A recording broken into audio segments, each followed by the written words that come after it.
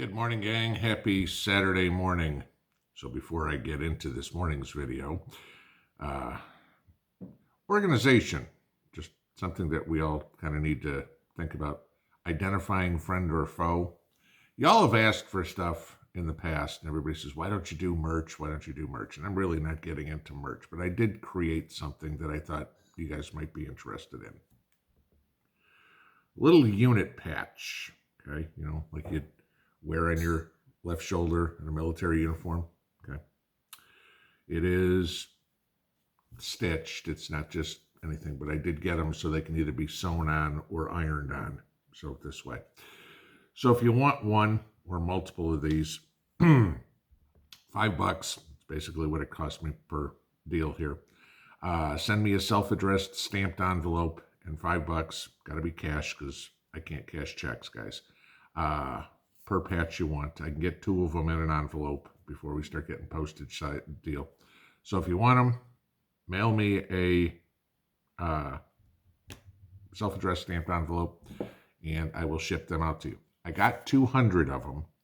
So basically I'm going to do it as this. First 200 requests are going to get sent out. If more people send them out, you know, if I get 400 requests, I'll order a couple hundred more. It'll take a few weeks for them to get made. But if I get 205 orders, first 200 get them, and I'll just send the $5 back to whoever I can't get them to. So if you want one, there's that. All right, so Friday, we knew that. Okay, of course, that's when bad news gets dumped. We all know that, so we have the weekend to forget about it. Trump's indictment. If this didn't piss you off, I don't know what would. You had, let's go back real quick on the Alvin Bragg one in New York. They changed the law so that Trump could be indicted in New York. You know, statute of limitations had long since run out on that one. So let's change the law. What did they do in Florida?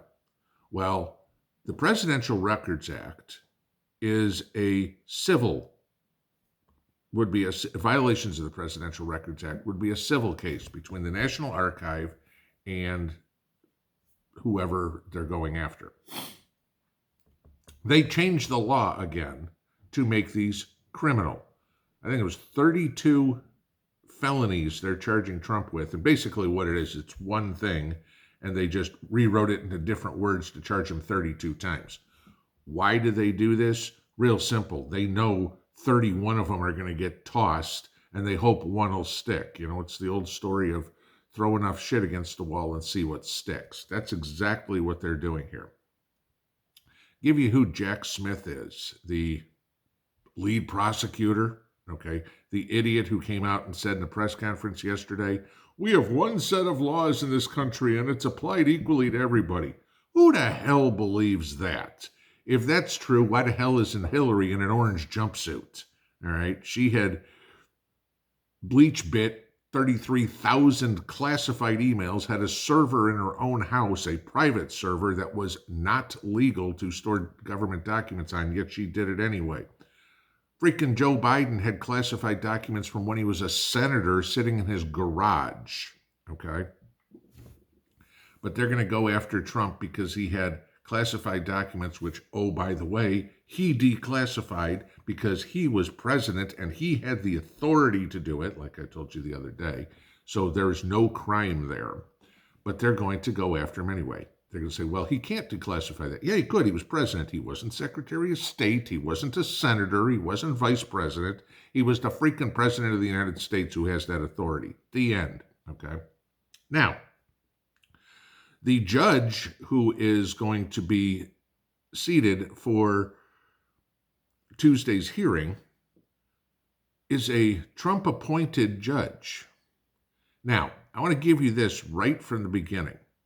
Is if this doesn't tell you this isn't a setup, let me read the very first sentence from a Yahoo article. Yahoo is notoriously liberal, okay?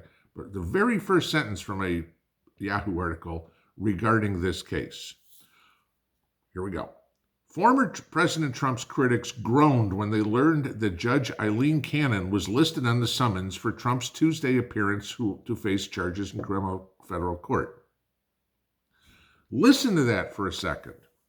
A judge is supposed to be completely impartial, right? Doesn't matter. Doesn't matter if it's a murder case, a rape case, a shoplifting case, whatever. A judge is supposed to be completely impartial. But saying the quiet part out loud, former President Trump's critics groaned. So what they are saying is they're admitting that they don't believe in an impartial judge and an impartial jury. Okay? Because they shouldn't care who the judge is. But because they are groaning about it, you have an admittance of, we want a kangaroo court. All right? So, how does this affect us? Remember back 5 years ago when Trump made the comment, they aren't coming for me, they're coming for you, and I'm just standing in the way? Guess what, guys? They're trying to sweep him out of the way. Guess who's next? You and me. Okay? Simple. Everything they are doing is trying to turn us into a third world country, a banana republic. I mean, let's think about this. We joke and laugh and criticize. Putin arrests his political opponents. Vladimir Zelensky jailed his presidential opponents. China assassinated their presidential opponents. What makes us any different now? And then Potato Joe out there saying, I don't know anything about it. I'm not making any comments, yada, yada, yada, right? Bullshit. This is all being led by the Biden administration. Who the hell do you think gives Merrick Garland and the DOJ their marching orders? The president, okay? Yes, prosecute that. No, don't prosecute this. Joe has his hands in this so far deep, it's up to his elbows, all right? So does Barry. But you think about everything else that is going on that they're trying to do. Shove all this LGBTQ crap down our throat, okay? I'm trying to keep my words. Transform the military into a weak bunch of pansies, all right? Defund the police. They are, and while do all this, we've got to arm all our IRS agents and get 87,000 new ones, right? We're trying to come up with a Gestapo. Why? Because as soon as they can push Trump out of the way, who is the leader, okay, of any sort of resistance, if you can cut off the head of the snake, the rest of the snake is dead. That's what they're trying to do. Trump's the head, we're the snake. You guys, I'm pissed. Okay, first off, go watch Mark Levine's comments from Hannity last night. He was on there. I mean, Mark Levine is usually a really soft-spoken guy, very smart guy. He was pissed off beyond belief, screaming and yelling. Listen to Jeanine Pirro's comments on this sort of stuff. Yeah, I know we're not watching Fox News, but I'm still going to tell you to watch some of these. Go look on anywhere. Listen to what some of the congressmen said about all of this stuff. Ted Cruz, Lauren Boebert, Chip Roy, these guys. Listen to that. And then listen to the crickets that you hear from the other GOP nominees, okay, or GOP candidates for president. I mean, Asa Hutchinson, Trump should drop out of the race right now. What's the matter, pussy? Are you afraid of him? Okay. I'm sorry, Hutchinson. You don't have a chance of winning Arkansas, and that's where you're from. All right. Why some of these blowhards are running Asa Hutchinson, Chris Christie, Mike Pence? Right. Like anybody's Nikki Haley. Like anybody's going to vote for you.